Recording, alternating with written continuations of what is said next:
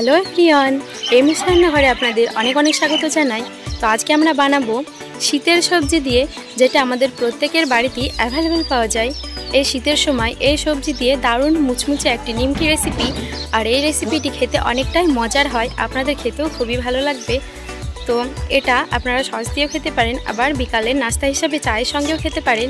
তো চলুন দেরি না করে ভিডিওটি স্টার্ট করা যাক। আর ভিডিওটি আপনারা স্কিপ না করে সম্পূর্ণটা দেখার চেষ্টা করবেন, তাহলে এটা বুঝতে পারবেন। এখানে আমরা প্রথমেই নিয়ে নিয়েছি দুটো আলুকে খোসা ছাড়িয়ে নিয়েছি। এই সাইজের আলুগুলোকে নিয়েছি। আর নিয়ে নিয়েছি 3টে পেঁয়াজ, কিছু কাঁচা লঙ্কা, মটরশুঁটি আর আদা রসুনের কুচি নিয়েছি একটা গাজর, বাঁধাকপি আর নিয়েছি কিছু ধনেপাতা।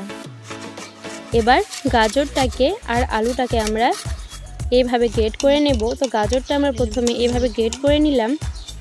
দেখুন, এইরকম পাতলা পাতলা করে আমরা ঝিরিঝিরি করে কেটে নিয়েছি।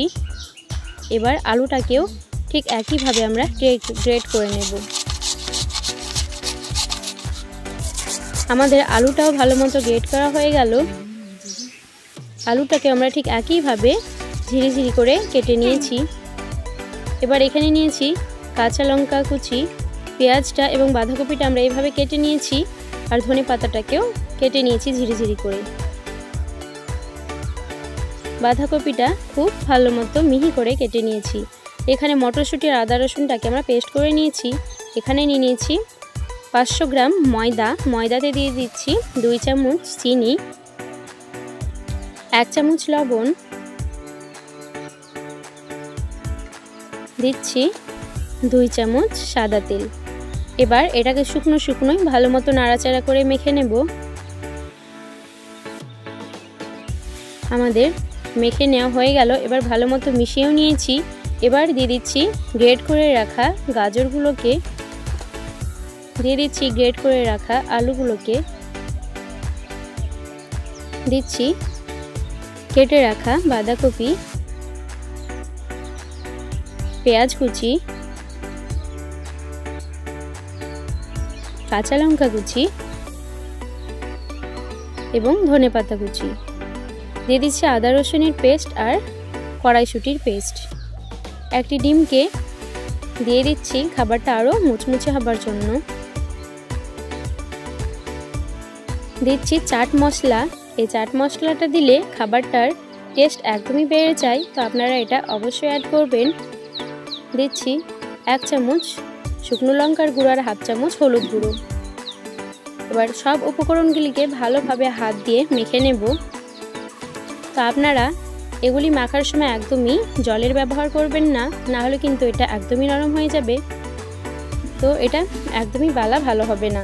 এটাকে আপনারা শুকনো অবস্থায় ভালো মতো মেখে নেবেন। তো এটাকে আমরা ভালো মতো মেখে একটা সুন্দর ডো বানিয়ে নিয়েছি। এবার দিয়ে দিচ্ছি আতপ চালের গুঁড়ো। এই চালের গুঁড়োটা ব্যবহার করলে খাবারটা আরও খাস্তা হবে আর খেতেও ভালো লাগবে। এইভাবে ভালো মতো হাত দিয়ে মেখে নিয়েছি। এবার আমরা 3টে লেচি কেটে নিয়েছি। এরকমভাবে গোল গোল করে শুকনো ময়দা দিয়ে ভালো মতো রুটির মতো মোটা করে এটাকে বেলে নেব। আস্তে আস্তে চাপ দিয়ে এটাকে ভালো করে বেলে নিচ্ছি। এবার একটা চাকু দিয়ে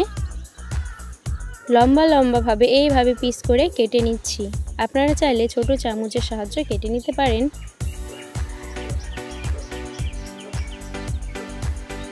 এইরকমভাবে লম্বা করে আমরা সবটা কেটে নিলাম এবং 2 সাইড এইভাবে কেটে বাদ দিয়ে দিলাম।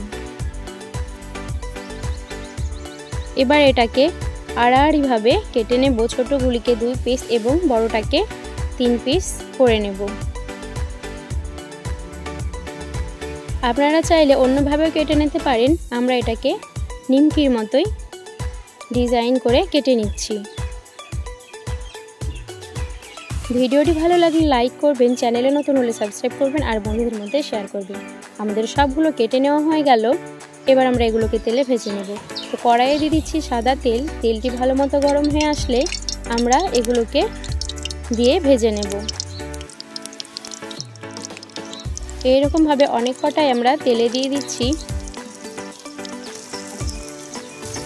তেলে দিয়ে এটাকে অনবরত নাড়াচাড়া করে ভেজে নেব। আর এই সময় উনুনের আঁচটি একদমই মিডিয়াম টু লোয়ে রাখবেন আর সময় নিয়ে এটাকে ভালো মতো ভেজে নেবেন।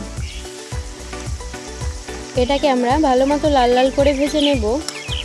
এটা সবজি দিয়ে বানানোর জন্য কালারটাও এইরকম আসবে। আমাদের এগুলো ভেজে নেওয়া হয়ে গেল, আমরা এটাকে তুলে নিচ্ছি। আপনারা খুব সহজেই বাড়িতে এটা বানিয়ে নিতে পারবেন আর বাড়িতে থাকা সবজি দিয়ে খুব সহজেই বানাতে পারবেন। তো অবশ্যই আপনারা বানাবেন আর কমেন্ট বক্সে জানাতে ভুলবেন না খেতে কেমন হয়েছে। বাকিগুলোকেও ঠিক একইভাবে আমরা ভেজে নেব। এগুলো আমাদের প্রায় ভাজা হয়ে গেল, এগুলোকে আমরা তুলে নেব। আপনাদের একটা লাইক, একটা শেয়ার এবং একটি কমেন্ট আমাদেরকে অনেক উৎসাহিত করে ভিডিও বানাতে। তো অবশ্যই শেয়ার, কমেন্ট এবং সাবস্ক্রাইব করে দেবেন। আর দেখুন এগুলি কত সুন্দর খাস্তা হয়েছে। আপনারা অবশ্যই বাড়িতে বানাবেন আর ভালো থাকবেন, সুস্থ থাকেন, আমাদের চ্যানেলের সঙ্গে সদা সর্বদা জুড়ে থাকবেন।